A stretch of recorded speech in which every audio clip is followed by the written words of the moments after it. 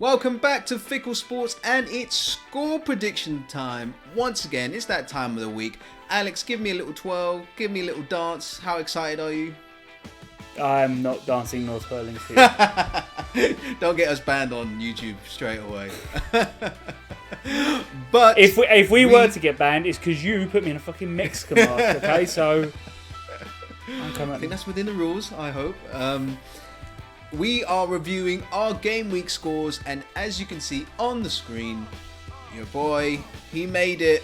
Every time that there's a bet on the line, I come up with the goods, and I came up with 6 points, one perfect score. Unfortunately, that was the Tottenham game. But if Tottenham win, I might as well get a perfect score on that one. And Alex, what did you get? I got 5 points and one perfect score.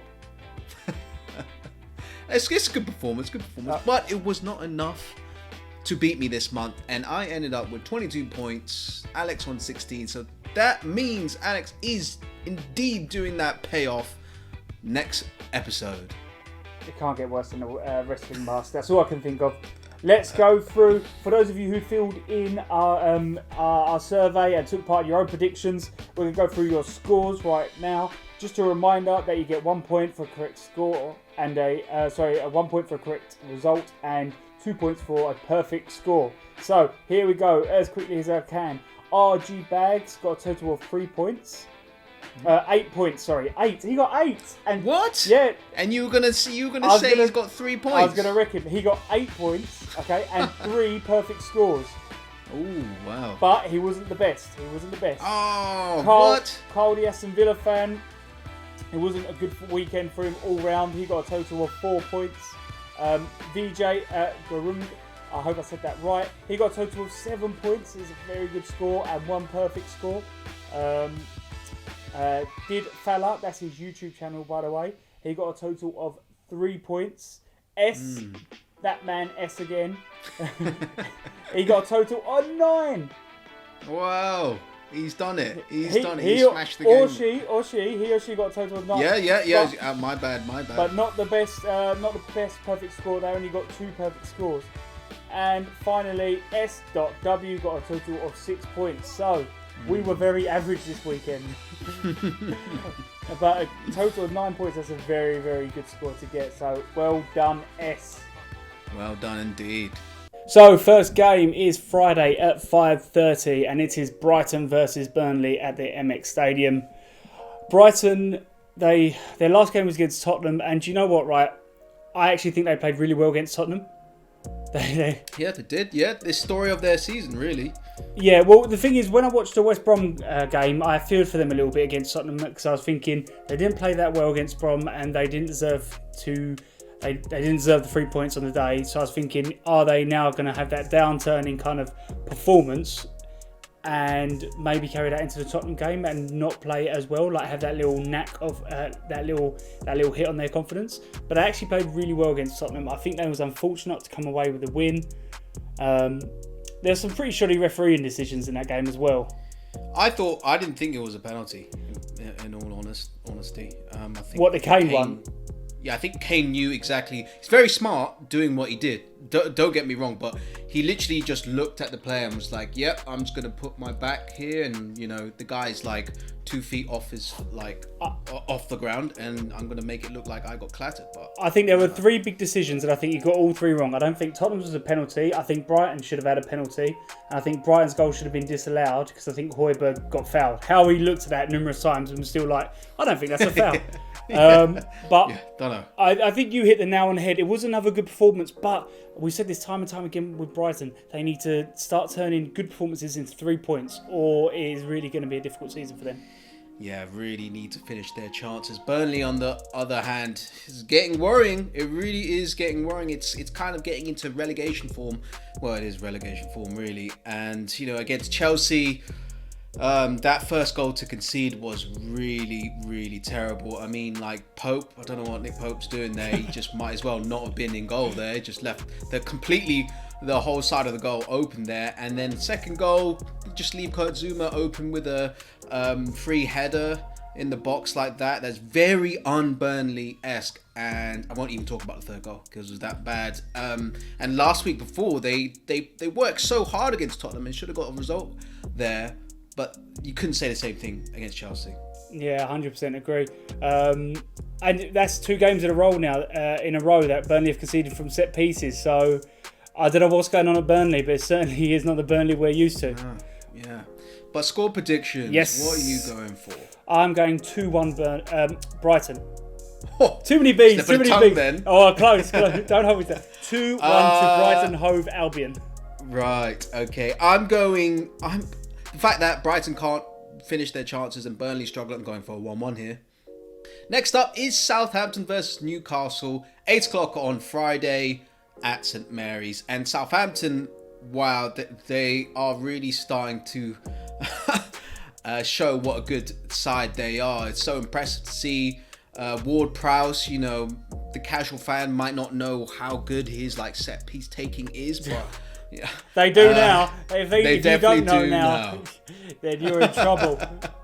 Feel bad for the goalkeeper because he could do absolutely nothing with those 2 free kicks, and he planted it on a plate for Vestergaard as well. So that's an amazing performance. And yeah, Danny Ings as well. What an absolute screamer into the top right. And Danny Ings, for England you've got Harry Kane, Calvert-Lewin, and for me, Danny Ings is right up there really at the moment. I really hope his knee injury isn't anything serious.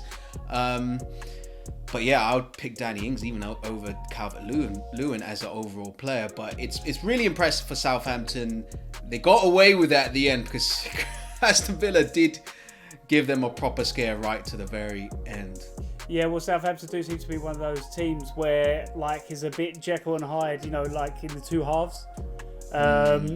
But they're coming up a Newcastle side, which they're determined to make me eat my own words. I think Steve Bruce, he obviously tunes in and listens to our videos all the time. And because when they lost to the Man United game, I said, I think he's probably he's probably on his way out. I don't think Newcastle fans are enjoying the style he's playing. And I don't think he's getting enough points either, and that is the main thing.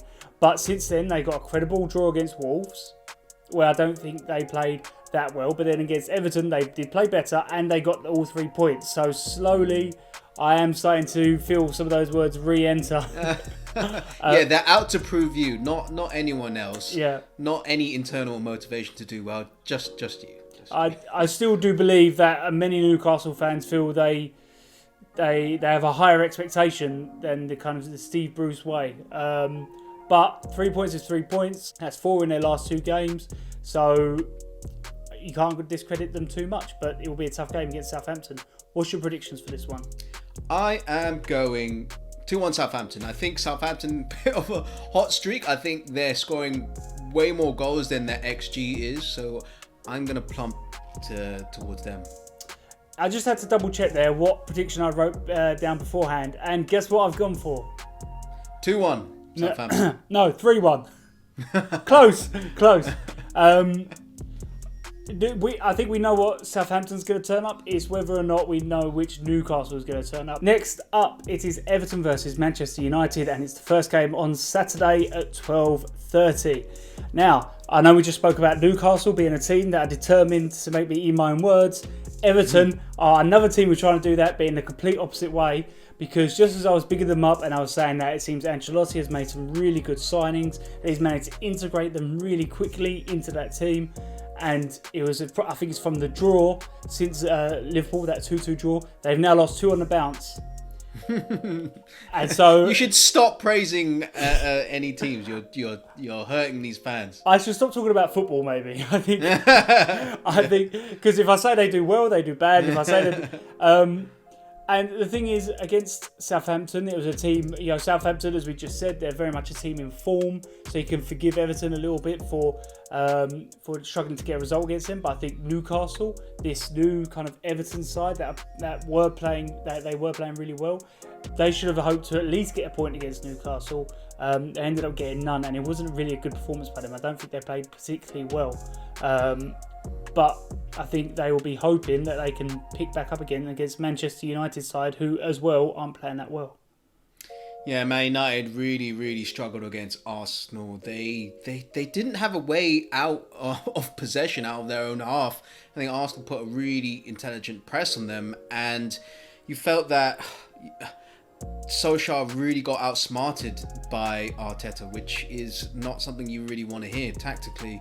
I do feel for United fans because I felt that, you know, Gabriel was very lucky to stay on the pitch. He had a yellow card, which and fouled again, which meant he should have gone off.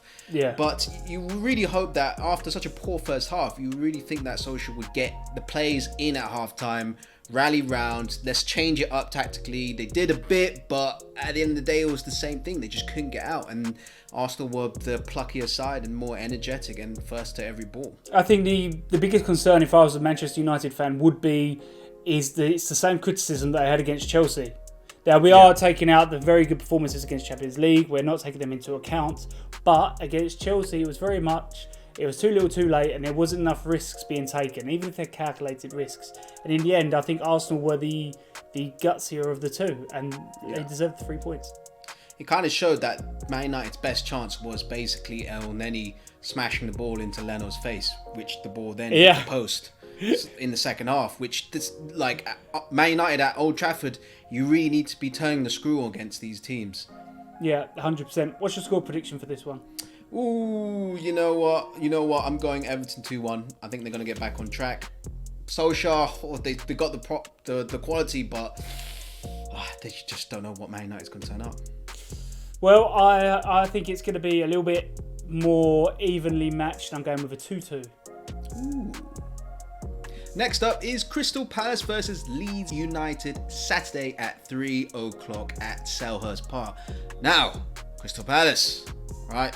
I really like you guys a lot. I do really like you guys a lot. You're very effective at picking up wins, and I like Wilfried Zaha. Hang on. Palace fans, there's a butt coming, okay? There's a butt coming.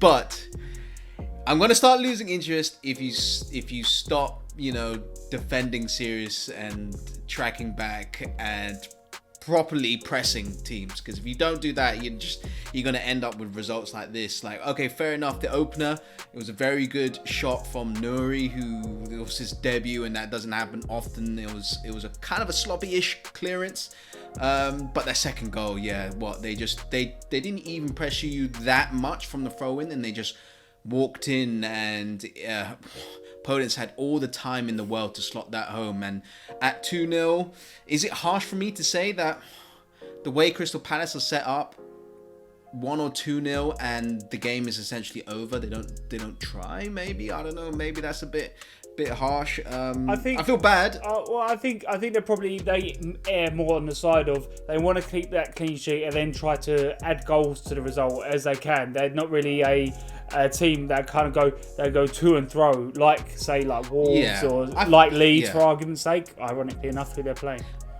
Maybe being extra harsh because Crystal Palace, I feel like on my second team. So I agree. You are definitely being extra arse, because that is what you just said. And I feel bad for Batshuayi, who had another goal disallowed. He's really determined to prove what a good striker he is. Yeah, well, Leeds, they took that 4-1 pounding to Leicester. I have to say, I don't think performance-wise it wasn't as bad as a 4-1 performance. No. I actually think they played quite well. It was more just like kind of little individual mistakes that kind of led to. They were pretty big mistakes, though. You know what? I stand corrected. They were quite big mistakes. I think overall, as a team, performance-wise, it wasn't 4-1. But if you make those mistakes, especially against a team like Leicester, and they played in a little bit into their hands, I think. Yeah, Vardy preying on every loose ball, and you really wanted Bamford to take that first chance because he's been so hot. If they went up 1-0, it might have been a different story. That was going to be my next bit, and it was just one of them where the thing is, if you're Leeds, you'd always have Bamford because he will get you goals. He will, but not every striker gets goals every game, and he had an off day. That's all it was. So I think another day Bamford could have scored that, and it could have been a completely different game. But I don't think Leeds fans will be too disheartened with the performance. Score predictions. What are you going for? You know what? I'm changing mine at the last minute. Okay. And I'm going 1-0 Leeds. Oh, I'm going 3-1 Leeds. I think Bielsa will fire a rocket up their asses and they'll win. My original prediction was 0-0. I can see this being a little bit of a scrappy game and trying to battle out so you can keep the clean sheet. But it was after watching the Leicester game, I see a reaction happening. Next game on Saturday is Chelsea versus Sheffield United. It is happening at 5:30 at Stamford Bridge. Now, Chelsea, they're starting to work. I was about to say they're starting to worm their way into a bit of form. I don't know if that's right. They've drawn 3 from their last few games and they've won 2. And the draws have come against Southampton, Manchester United, and it was at 3-3 against West Brom, if you remember, where West Brom went 3-0 up and they did really well to bring it back. I would say Chelsea are really threatening some good form here. Yeah, definitely. Now, the draw against Southampton, as we said, Southampton at the moment, they're one of the top form teams. So I don't think that's that bad of a result against Southampton. And the Manchester United game, we touched on it last week. I think a point away at Old Trafford is not bad. Not bad at all. But against Burnley and Crystal Palace, they're getting big wins. And I think they might be the team this year, you know. I'd say they're the team, more than any, that are threatening a little bit. And do you know what else helps with them? It's their clean sheets. Yeah, that's true. That's very true. It's because at the moment that's a very, very hard to come by commodity. But Chelsea, they're grinding out every now and then. They're getting those clean sheets. And against Burnley, I think that's a prime example. They defended well. Mendy again on form, and then going forward, you had the new players. Because it weren't just the strikers, but you had the new players really playing well, really setting up the goals and scoring them as well. Yeah, no, and Ziyech is starting to show why he was, such an exciting signing for Chelsea. Before all the other signings came in the summer, he kind of got put to one side. It was kind of weird. Yeah, it was quite lucky really because he obviously wasn't fit for the start of the season, and he was like, I wonder what Chelsea missed. Oh, that's right, he's just on the bench. Yeah. Sheffield United, if you think about it, losing 1-0 to a team that has a transfer value of like $1 billion, and where their right back scores from outside of the box. It's not a bad result. And Man City, they were in pockets were quite irresistible. In possession, when you didn't think anything was going to happen, they created something out of nothing and they looked quite dangerous in patches. So Sheffield United did do a good job defensively. It's their attack which, they kind of were quite limp. They, kept trying the overload on the flanks, and even when they got that half advantage, they weren't crossing it in. They were trying to get in, try and do cutbacks, and to be fair, create their biggest chance. Lundstrom, he really, that chance was a massive chance, and he smashed it over, and that could have been the equalizer, and they could have got away with the point. And it's really probably not doing well for his contract negotiations right now. I just feel like Sheffield United, they faced Man City now, they faced Liverpool, worked hard and they lost. And, coming up against the Chelsea side, do they have the right motivation? Yeah, that is 100%. And as we said earlier, it's a Chelsea side who just seem to be creeping around form. So it's like two teams going in the complete opposite way. So it's not looking good for Sheffield United at all. What's your prediction for this one? I'm going Chelsea 3-1. Chelsea look on song attacking wise. And Sheffield United don't. So yeah, I think Lampard may have found his formation with that 4-3-3, which is ironic because none of those numbers are in my prediction. I'm going with a 2-1. Next up is West Ham versus Fulham in the least serious London derby known to man. There's no beef between these two. But Saturday, 8 o'clock at the London Stadium. Now, West Ham did have a good performance against Liverpool. I was quite impressed with that goal.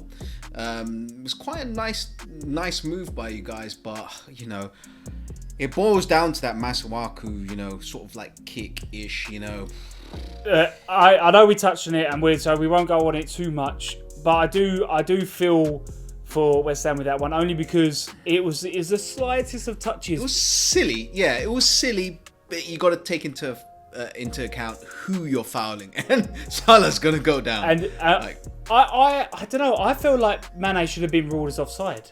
You know what, with their goal. I know we touched it with the Liverpool game, but I feel like this is important to West Ham fans. Yeah. Because obviously that took away from them what could be a very important point. Yeah, no, definitely. And David Moyes, he felt like he was not robbed, but as in like they really played well against Liverpool, and they just switched off.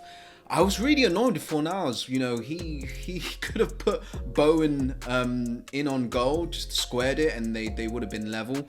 If you ask a West Ham fan, you'll find that most of them copy and paste that Fornals miss a sitter. He didn't miss a sitter. He just decided not to pass, and you know, after that, you know, with the winner with Jota, they just switched off. Like you said, Mane was in an offside position.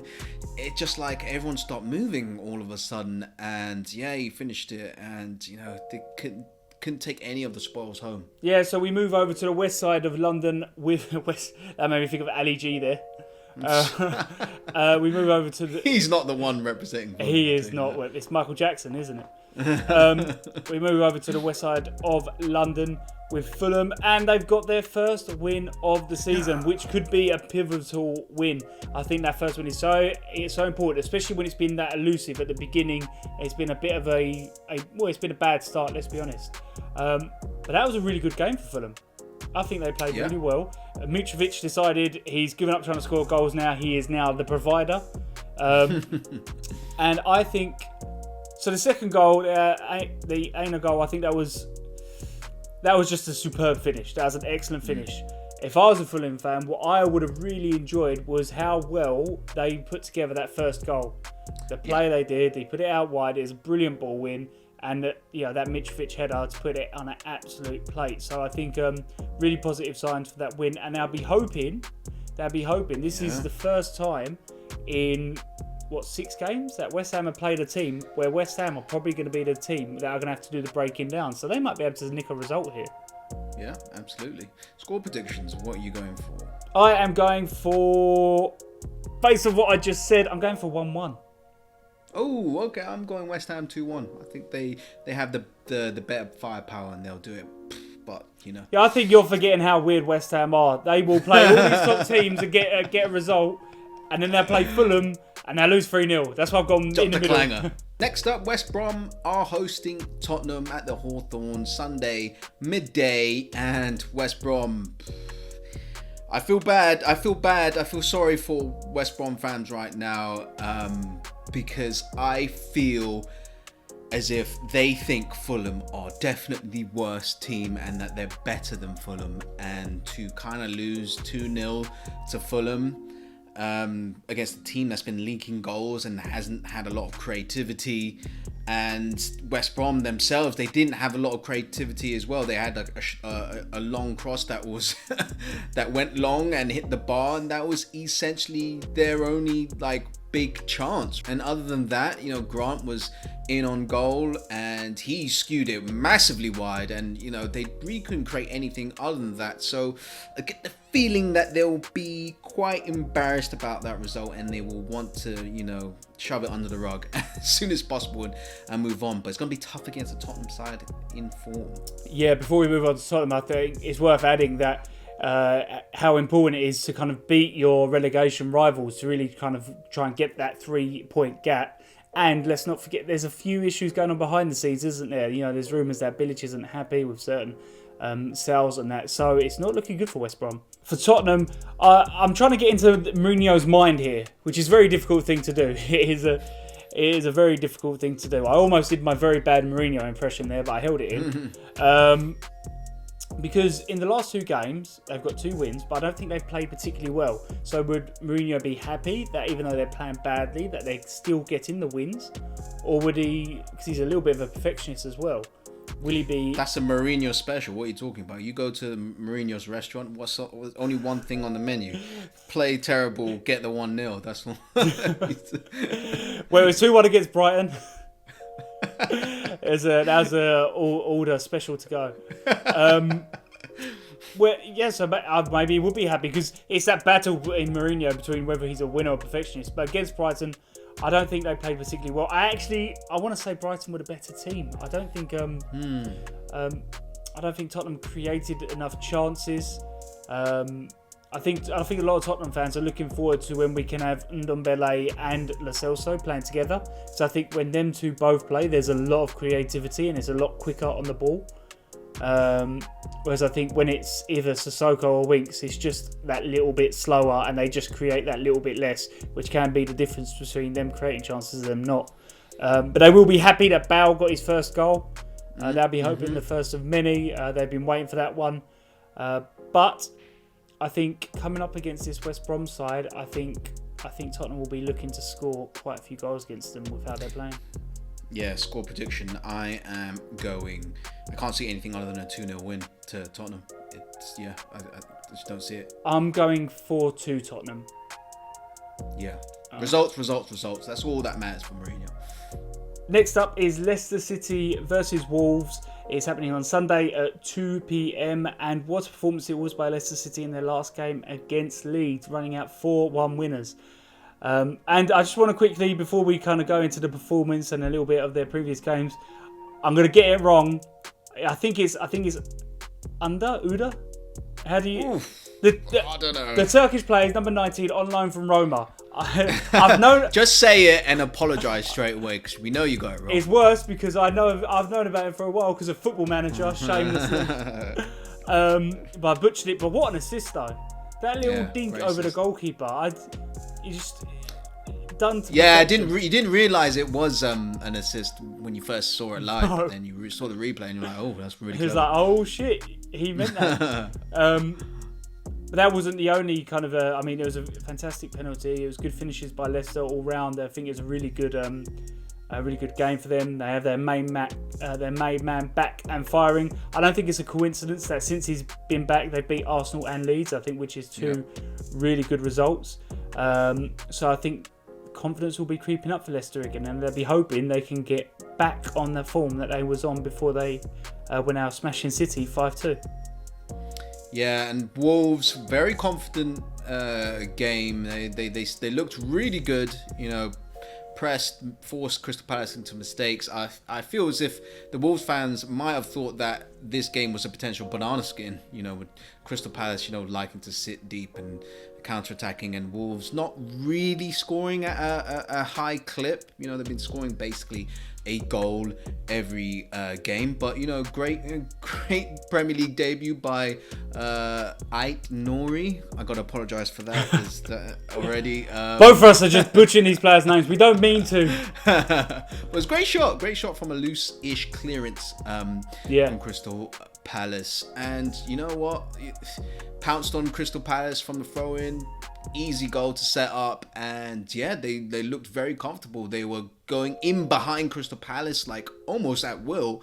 They could have scored more, but they'll take that, and they'll hope that this game sort of propels them from maybe second gear offensively to maybe fourth gear, get them scoring more goals, hopefully. Yeah, it's a difficult one to predict, but that's what I'm going to ask you to do right now, Gary. I'm going for goal glut. I'm going 3-2 Leicester. I think for me with this one, if it's going to be I feel like it's going to be a single goal between whoever wins. It's going to be a really close game, I think, but I'm siding with Leicester. I'm going 2-1 Leicester. Oh, you set it up to potentially pick Wolves, but it's boring. He's picking what I'm picking. Okay. Why do you every fucking time? It's not even the same score and you're still bitching. Next up on Sunday, 4:30, it is Manchester City versus Liverpool, which is on paper two of the biggest teams, I suppose, but one of the teams is missing half their defence and the other team is missing an attack, so it certainly looks to be an interesting game. Goals galore, hopefully. And on that point, I suppose that's where Manchester City, if you were to ask City fans maybe where they're going wrong, because they have the players there, but they do have a few key injuries and players they can't keep fit. I don't think City are doing that well, and that's not when you look at their actual results compared to other teams' results. I think that's when you look at Man City's high standards. They drew against West Ham, they had that result against Leicester, they drew against Leeds, and they just about ground out a 1-0 win against Sheffield United. I don't think that is Manchester City style form, to be honest with you. I think we're expected to see a lot more. Yes, they've been unfortunate with injuries, but I still think they've got more than enough players there to be winning those games and to be putting in better performances. Yeah, no, when I look at them, they've obviously got the quality, keep the ball for long periods, but that really decisive, penetrative football, you're not seeing it at the moment. No. So, yeah. And I would actually say they've probably had the best team on paper for like maybe the last 5 years. Yeah. So I don't think, just a few injuries should necessarily knock them off their stride as easily as it has done. Yeah, but Liverpool, Liverpool really had to work their asses off against West Ham. They were quite uncomfortable against that West Ham United team. Took advantage of a very silly foul on Salah. I didn't understand why Salah got such heavy criticism for that penalty, because he just got kicked by Masuaku. I think it's because it wasn't really classified a kick. He got touched. That sounds a lot worse. Okay. That sounds a lot worse. I think I'm actually a little bit on your side with this one. To be honest with you, Gary, I think you can't give Salah the opportunity. No, you got that. Plus, if you were in Salah's shoes, someone just not kicks you, but basically touches you, whatever. In Salah's mind, he's thinking, if I go down here, it's 100% a penalty. But if I stay up here, there's a chance it's not going to be a penalty. Well, it's definitely not going to be a penalty. Yeah. So it's like, of course I'm going to go down. He gave me no choice. Salah would be thinking, what's his best chance of scoring? He's not close to the goal. He's not really in a great goal scoring opportunity or a chance from the spot. Yeah, exactly. But again, we've been heaping the praises on Jota as well. Inspired substitution, bringing a lot of quality into that Liverpool side. He's giving Jurgen Klopp quite a bit of a headache in terms of the starting lineup. Shaqiri as well came on. Both looked very energetic, and that goal to win it, that goal really confused me. Just that through ball, like all the West Ham players just decided to stop moving. Do you think that should have been offside? Because Mane was like kind of in line with the goalkeeper. Yeah, in his eyesight. I thought that was offside. I would have thought that was offside. Yeah, because it looks like the West Ham players were like, huh. Oh, it's for Mane, right? No, but obviously not different phase. And great finish by Jota. Fantastic finish, 100%. Yeah, and have to say, well done to Phillips as well, the new Mertesacker, who is a massive tree at the back of Liverpool's defence. But he's absolutely taken this opportunity, and they'll need a lot of those performances from him throughout this season if Van Dijk's out. What's your predictions for this one? It's tough. It's really tough. I'm going to go with a 2-1 win for Liverpool, just because the chemistry looks that bit better than Man City. You know what? This one, I'm not going with my head, because my head is saying Liverpool, because Klopp, he does seem to be able to get the better of Pep. Mm-hmm. But I'm going a little bit with like kind of sort of half heart, half eye test, and I'm going to go 3-2 City. Okay. And finally, it is Arsenal versus Aston Villa at the Emirates, 7:15 on Sunday. Arsenal, wow, really, really impressive. Pretty much shut down Man United tactically. Man United didn't have a way of getting out in that first half. It was a great performance. Willian hit the bar, and I was going into that thinking like, damn it, we really needed to score, because I thought it was going to bite us in the arse and, Man United would turn us over and counter-attack. But it didn't happen. And we managed to get the win, and the return of the El Naissance, Mohamed El Neni. He was my man of the match. Everyone was given, Gabriel had a great performance. Thomas Partey had a great performance, but I really felt El Neni, he pressed at the right time, and he cut off angles against defenders and midfielders when Arsenal were overloaded in midfield. Everyone's been saying that you've needed that kind of leader in midfield, and not necessarily a Xhaka who will bark orders. But what really impressed me was El Neni was the example. He would press, and he would be the man to kind of almost, if an Arsenal player wasn't pressing, and they would just see El Neni coming out of nowhere. I think he did it in the 90th minute, just pressing. Short. Running like a madman, and I was so impressed with that. You saw the other Arsenal players like going, okay, well, I'm going to have to go press him then. I'd rather sit back and relax, but he's doing me over here. But El Neni was like he was instigating that kind of team press, so I was really impressed with him. Yeah. But we move on to Aston Villa, and thank God this is the last team we're doing this week. I tell you why, because it is another team. It's a nightmare. I keep on eating these words. I swear to God, I've lost all this weight. I'm going to put it all back on, and when the doctor turns around and says, "How'd you get fat again?" I'm going to go, "Well, too stressed out." Let me tell you about how many words I've been eating recently. I said that Aston Villa, the way they're playing, the way they're defending, the way they're scoring, which is all there is to football, isn't it? It's just conceding goals and scoring. sounds like a chat line there. Yeah, you broke it down quite simply there. But they were doing it brilliantly, and I said they look like a very early kind of Leicester title winning team. Just that's an early vibe. As soon as I said that, they played Leicester, and then since that game they've lost 2. Yeah, wow, pretty upsetting. You should just doubt Aston Villa, just to save all Aston Villa fans. And to be fair, I had a chat with Carl after the game about the Villa result, and he hit the nail on the head. The thing is, they actually played quite well in the last game. I don't think they deserved that result, but the issue you have, especially in the Premier League, if you don't take the chances you are given, you can always get punished like that. Yeah. I felt really bad because I think Southampton's XG was like 1.1, and they scored 4 because those 2 it was a free free kick, so it is. Yeah, just unstoppable. Martinez had absolutely no chance. Is actually what I said to Cole is I don't think any goalkeeper on this planet was going to be safer than me. It's the fact that he managed to get it over the wall and into the corner at that velocity. Is very hard to stop. But we're not here to talk about those free kicks. I think Villa. They will take pride in the comeback. Yeah, I think that's fight. It does, and I think Smith will be able to use that and say, look, yes, shit happened in the first half, but look what you did in the second half. You do that against any other team, you will win. And I think he will use that to try and have a similar performance to that second half performance and try and get a result against Arsenal.